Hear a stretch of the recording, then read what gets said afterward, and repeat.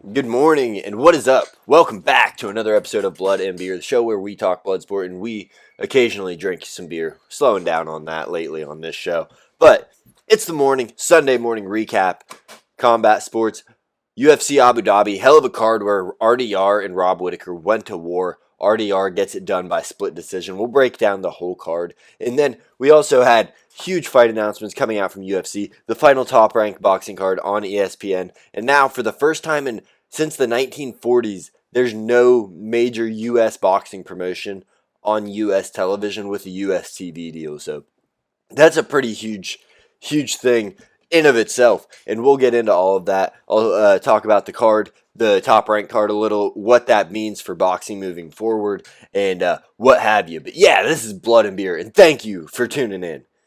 We're going through a bit of a rebrand, a bit of a change in how we're doing things on the show. Gonna try to mix things up just a little bit, focus less on the beer and more on the blood, because that's what it's all about. But with that being said, we got a fight card to talk about. UFC on ABC3, Abu Dhabi, RDR versus Robert Whittaker, and what a fight this was. You know, RDR goes out there in round one, and he's way bigger. RDR is so much bigger than Rob Whittaker, and it doesn't matter. Goes out there, just goofballs it up. Rob wins the first round, and every round after that was super close. Now, in the third round, RDR had Rob on the ropes for a minute, and then when RDR is pressuring him, gets him up against the cage, Rob throws an overhand right that shuts RDR's lights out for a minute, almost gets the finish. RDR comes to and ends up getting on top and might have even stolen the round. But in the end, RDR gets the split decision. It could have gone either way. As I said, Rob probably won the first round, and then every round after that was razor close. It could have gone either way, and that's what the scorecard showed. Split decisions across the board, 48-47. Yeah, good showing for RDR. He gets his fourth UFC victory. First decision. That's his first 5-round fight in over 5 years, I think. And, I mean, he's not next for a title shot, but he's certainly getting close. He just knocked off a contender. He's taken a huge step up in every fight. You look at his fight with Gerald Meerschaert, he gets a third-round finish. Then Kevin Holland, first-round finish. Bo Nickal, second-round finish. Now he fights former champion Robert Whittaker and beats him on the scorecards. Something nobody thought that he'd be able to do. Everybody thought if RDR is getting this done, it's got to be by finish. He doesn't have the gas tank. He's a little too unorthodox to get a decision. Well, the guy did the damn thing, and he did it well. So the Dutch Knight, if he's able to capture UFC gold with how he's moving, with how he's just been a goofball, how he's been kicking butt and taking names, if he's able to capture gold, what a storied career it would be for the Dutch Knight, for RDR. I mean, you think about what this guy did over in one. He was a grappling champion, a 2-division MMA champion. Then he comes to the UFC with not very high expectations on him. I mean, you look at him and they match him with Gerald Meerschaert in his first fight in the UFC when he was 33 years old. So they weren't looking to fast track this dude. But that's what ended up happening. Takes the Meerschaert fight. It's a close fight, ends up getting the finish. Then he takes the Kevin Holland fight, and everybody kind of thought Kevin Holland's going to piece him up on the feet. He just can't hang with him. That was not the case. Gets the finish by submission in round one on Kevin Holland. Bo Nickal, everyone says, yeah, RDR can grapple, but he can't grapple like Bo Nickal. Well, he didn't need to. He goes out there and just strikes the dude up. He's a dark knight. He's not a Dutch knight. You look at him in DDP and very similar stories where both unorthodox fighters and both not very high expectations. Every fight they've had, you said, yeah, well, this is the one where they kind of get caught up, where they get exposed. And it hasn't happened yet. You know, they've had tough fights. They've had wars. Both the dudes are tough and durable as hell. And damn it, I know he's not next because we have to give Imavov versus Brazilio. The winner of that is going to get the champion next. But if DDP loses to Hamzat, which I don't think is going to happen, but if it does, we got to do DDP versus RDR. They're the same fighter with different styles. They're the next generation of middleweight fighters. They said technicality, all that, out the window. We're being goofballs. We're being hosses, and we're going to throw down. So I can't wait to see that, and it's coming. It's going to happen eventually. These guys are too close for it to not happen, and just what a fight that would be. Middleweight's getting fun. Middleweight's getting fun. Now, I've heard people say middleweight's one of the top 3 divisions in the UFC right now, and that's crazy because, you got lightweight, which is always on fire. You got bantamweight, and then you got 170, also always on fire. Now, 205's dead, 265, that's dead also. But middleweight, putting that up there, I think flyweight is still more entertaining than middleweight. While the title picture might not be, you still have a lot more entertaining fighters and a lot less duds in that division. So, but yeah, great main event. And then we move on to the co-main event where Petr Yan took on Marcus McGee. And it was a tough round 1 for Petr Yan. Marcus McGee goes out there. He outstrikes him in round 1. As the round's closing, he hurts Petr Yan with a straight right. And he doesn't capitalize. But yeah, outlands him, hurts him, wins round 1. But by the time round 2 started, Petr Yan had all the information downloaded that he needed. The guy's what he does, it's a work of art, the way he fights. I mean, he goes out there and just so aesthetically pleasing to watch how he beats on these guys, how he throws these combinations seamlessly, how his body all moves as one tool. The boxing mixed in with the kicks, mixed in with the trips. It's all seamless for Petr Yan, and he seems to have really bounced back. He had a bit of a rough stretch there where he lost 4 of 5, but you look at the guys he had lost to. Sean O'Malley, razor close split decision. Aljo in the title match, razor close decision. Merab, everybody's losing to Merab. And was the other loss the DQ? I can't remember, but yeah, I mean, he was losing to everybody at the very top, and they were close other than the Merab fight.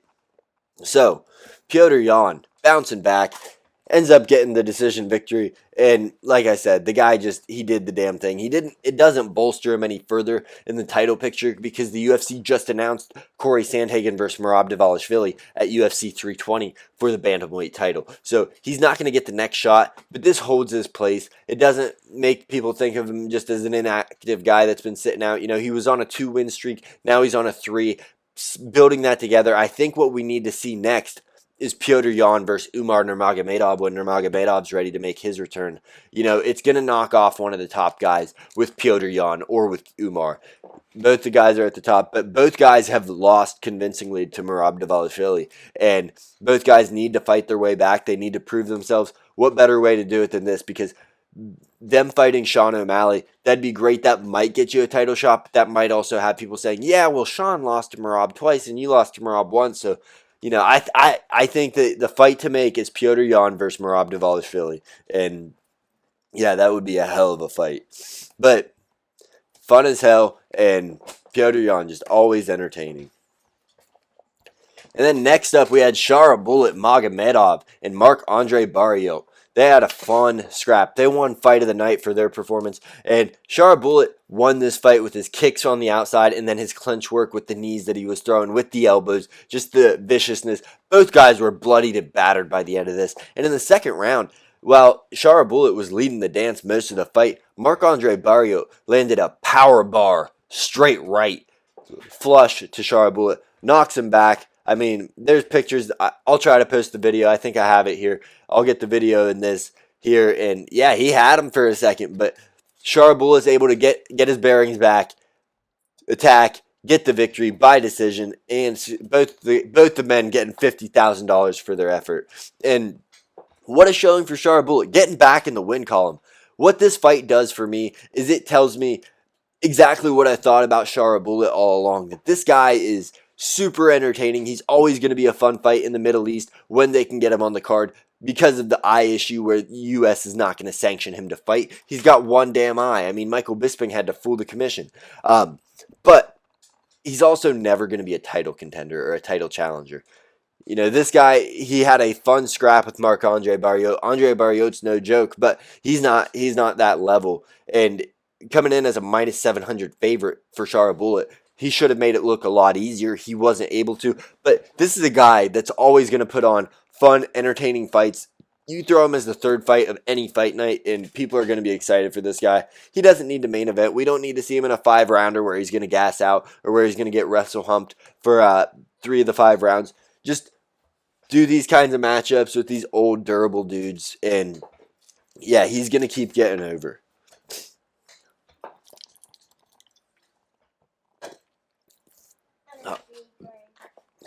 Yeah, energy drink, buddy.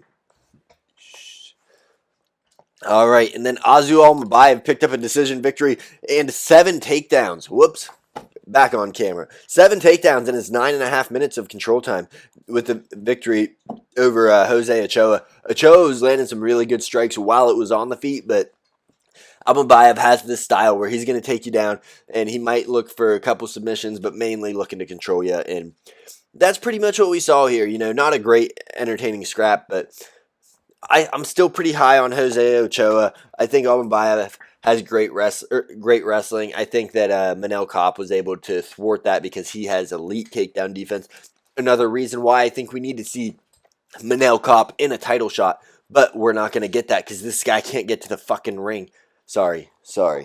Did not mean to swear. He can't get to the darn ring without getting hurt. So, yeah, but Almabayev does the dang thing, and then he calls out Joshua Van after Joshua Van's fight with Alexandre Pantoja later this year, which I'm sure is going to be December, maybe January, but I'm thinking December.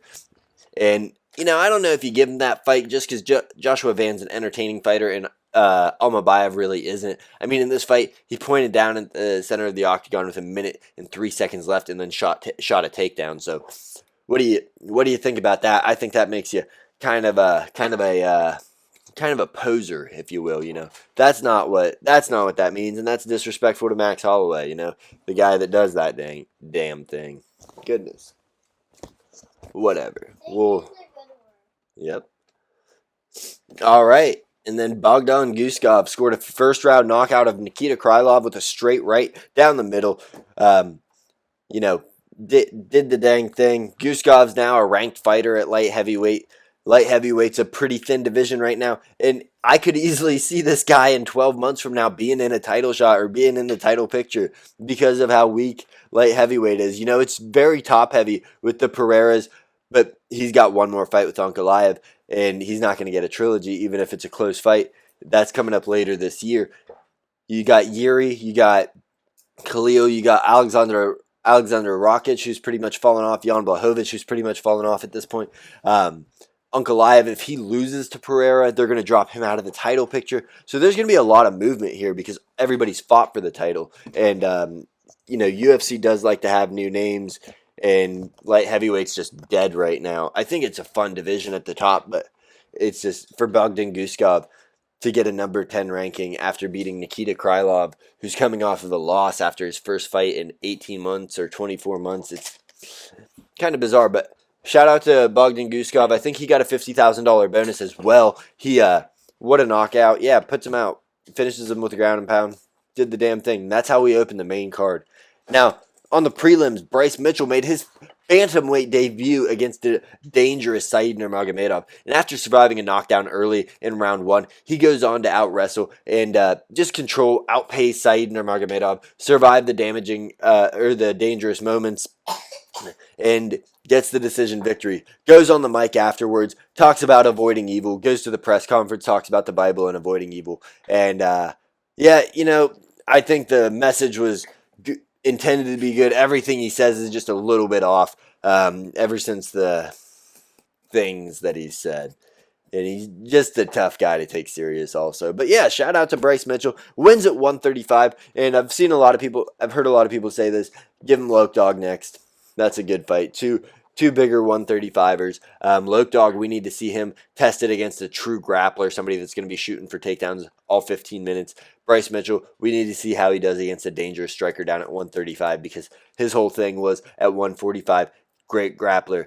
A little bit challenged if you started to strike with him, especially if you're a dangerous striker with knockout power. You look at the Ilya Topuria fight. Well, Ilya got a submission. He was ragdolling the guy. You look at the Josh Emmett fight. Josh Emmett almost killed him. You look at the Jean Silva fight. While Jean Silva got the submission, he was also whipping him around the octagon. And yeah, so Bryce Mitchell, though, moves down to 135 and does the damn thing.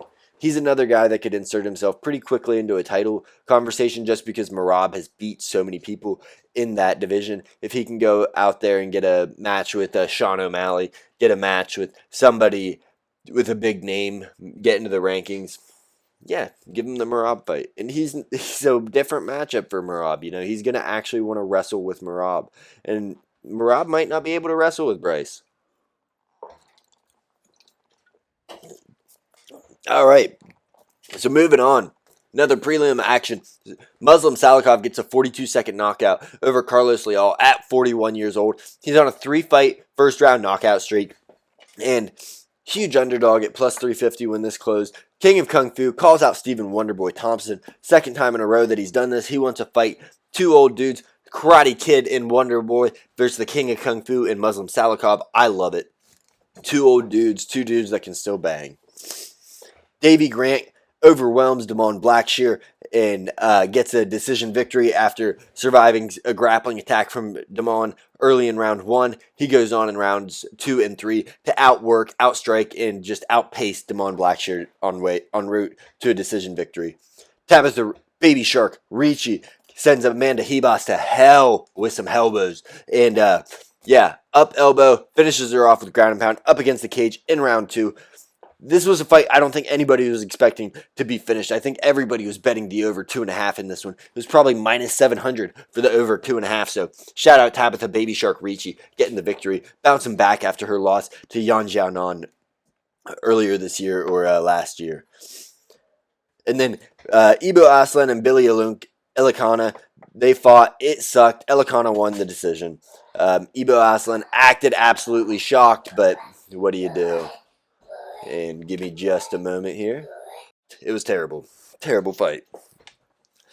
And then Jason Herzog allowed a fight to go on about 5, 6, 7 knockdowns too long as Steven Yen absolutely batters Muhammad Yahya en route to 6 official knockdowns.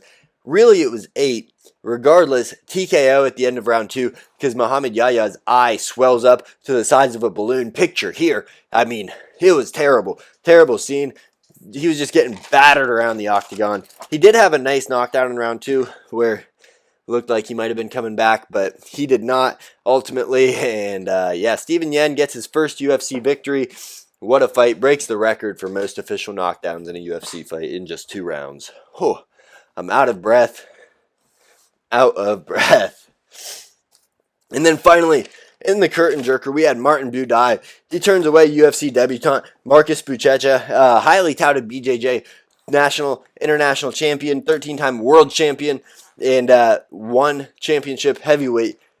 Marcus Buchecha comes over here, puts on an absolute shit performance really against Martin Buday, who's not a super highly touted prospect, just a very large man who can kind of lay on you and prevent you from laying on him. So, is what it is. Gets it done, but yeah, card was fun as hell. We love daytime MMA. Dogs have been biting lately. Dogs have been on fire the past 2 weeks, especially on the prelims. Prelims last card, on the main card, 4-1 is what the Dogs' record was. And on this card, let's see here. We had, as far as dogs, we had RDR. We had Guskov. We had Salikov, huge dog. Davey Grant. I'm not sure if Tabitha Ricci was. I think she was. Billy Elikana was a dog. And Martin Buday was a dog. So more than half the fights ended up going the way of the dog.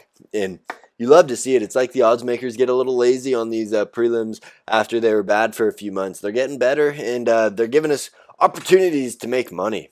So, yeah. But the UFC has offered up several great fights for us in the upcoming months. First, on the UFC broadcast yesterday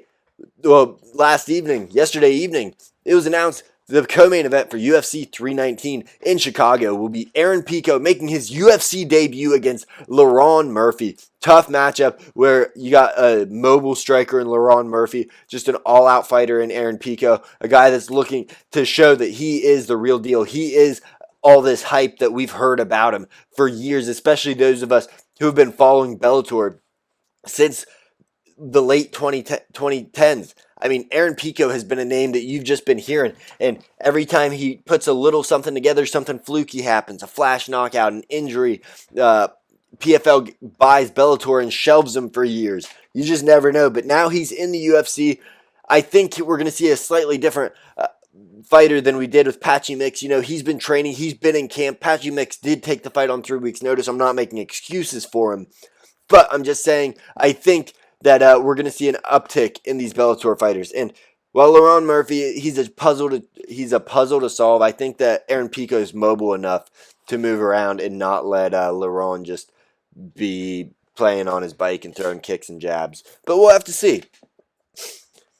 Anyways, that's UFC 319. Now, UFC 320, I slightly alluded to it. It's going to be Ankalaev versus Alex Pereira, Poatan. Rematch for the light heavyweight title. In the co-main event for that fight, Merab Dvalishvili will be defending his title against Corey Sandhagen. And then we got Yuri Prohaska taking on Khalil Roundtree as the featured fight on that card. So that's a stacked lineup right there. 2 title fights, and then Yuri and Khalil, which will be all action, all violence. That's going to be fun. Then we got the announcement for UFC 321 that the UFC heavyweight title will be getting defended once again. It's going to be Tom Aspinall taking on Cyril Gane. And while a lot of people don't think Cyril Gane deserves this fight, there's nobody at heavyweight that really does. We just need to get this division moving so we can have some contenders move in there and have some people for Tom to fight, for us to talk about Tom to fight in the future, that kind of thing, because heavyweight's been so stagnant, nothing's been going on, everybody's been fighting for nothing. Now at least you can fight for a chance to fight for the title. But yeah, that's the fight announcements from the UFC. As I alluded to earlier in the show, Top Rank Boxing had its last card on ESPN this last night and marks the end of an era. This is the first time since the 1940s that there has not been American boxing on boxing, or there has not been American boxing promotion on American boxing TV. It's the first time since the 40s, so you might as well say ever, because TV ain't been around all that long. And it's really sad to think, because you see it's moving to these streaming services, it's moving overseas.